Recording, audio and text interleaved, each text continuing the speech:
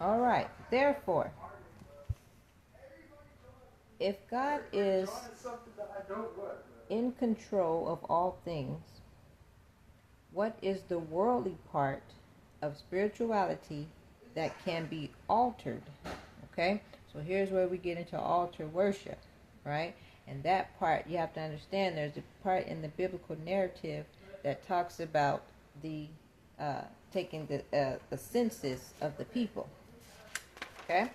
And I think I did a video on this before. You have to go through and listen to it. Okay? Alright, now, you have to know that we are in an illusion of control. Okay? Outside of what biologically comes from you, we are in an illusion of control. Doesn't mean people do not force their will in their way, but you are in an illusion. Okay? So, when it talks about in the biblical text about the consensus or keeping record of the people, okay, what began to happen was identity theft. You'll read that in the biblical narrative too, where one of the mother tried to steal a kid from the other mother because her child had passed away.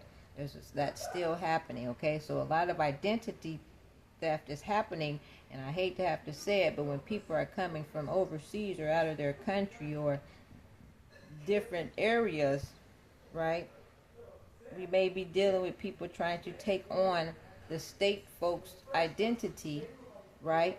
And then what happens is they gain access to that person's credentials, and then operate to unalive the actual person.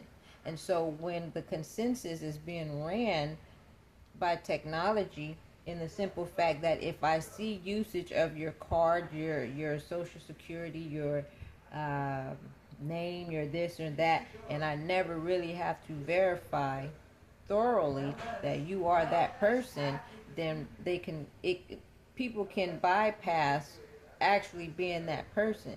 But the consensus will continue to bring that in or tally that person as still alive, right?